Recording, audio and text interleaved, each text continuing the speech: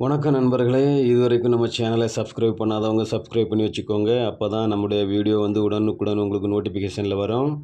நம்முடைய வீடியோக்கள் பிடிச்சிருந்துன்னா லைக் பண்ணுங்கள். யாருக்காவது பயன்படணும்னு நினச்சிங்கன்னா ஷேர் பண்ணுங்கள்.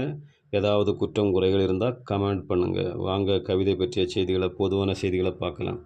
விருந்தே தானும் புதுவது கிளந்த யாப்பின் மேட்டே தொல்காப்பியன் உற்பா. முதலில் புது கவிதை எழுதிய ஆங்கில கவிஞர் யார் அப்படின்னு பார்த்தா அமெரிக்காவை சேர்ந்த வால்ட் விட்மன் தான். நூலின் பெயர் புல்லின் இதழ்கள், லீவ்ஸ் ஆஃப் கிரேஸ். தமிழில் முதலாக புதுக்கவிதை எழுத முயற்சி செய்தவர் யாருன்னா நம்ம பாரதியார் தான். பாரதிக்கு வழிகாட்டி யார் அப்படின்னா வால்ட் விட்மன் தான். பாரதி எழுதிய புதுக்கவிதை பெயர் சாட்சி.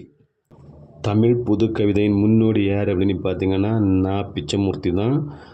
முதலில் புதுக்கவிதையை வெளியிட்ட இதழ் எது அப்படின்னு பார்த்தீங்கன்னா மணிக்கொடி.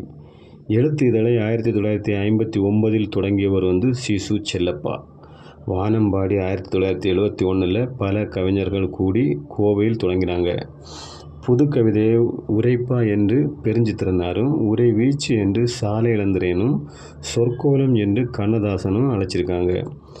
எழுத்துக்கால கலைஞர்கள் அகநிலை கவிஞர்கள், வானம்பாடி கால கவிஞர்கள் புறநிலை கவிஞர்கள். புதுக்கவிதையில் கற்புல காட்சியை அதாவது சித்திரக்கவி அமைப்பு மிகுதியாக பயன்படுத்தியது யார் அப்படின்னு பார்த்தா கவிஞர் பா. உதயகுமார். அவருடைய நூல் எதுன்னு பார்த்தீங்கன்னா ஓர் அழகின் வெளிச்சம்.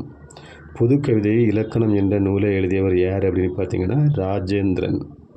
இது கவிதை பற்றிய பொதுவான செய்திகள். அடுத்தது கவிதை பற்றிய ஆசிரியர்கள் பற்றி ஒவ்வொருவரும் அடுத்த வீடியோவில் பார்க்கலாம். நன்றி.